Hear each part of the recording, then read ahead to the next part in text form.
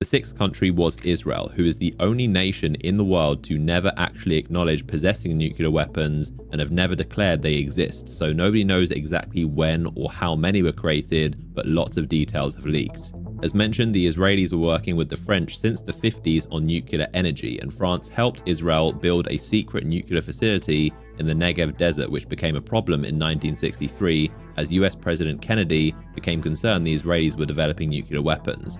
JFK was strongly opposed to this and demanded the US be allowed to inspect the facility to ensure it was being used for energy and not bombs.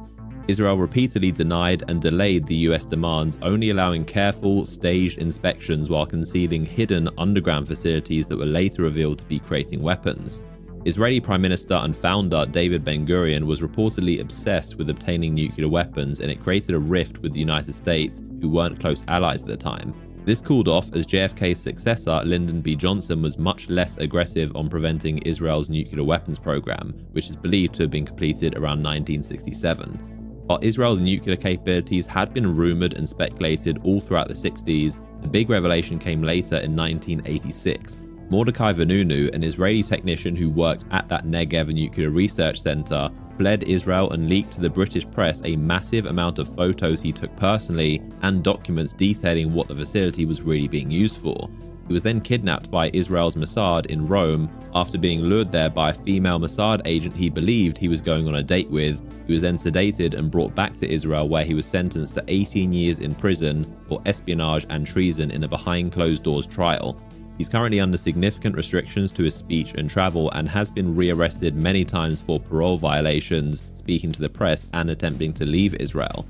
It's also believed from his leaks that Israel has developed thermonuclear weapons.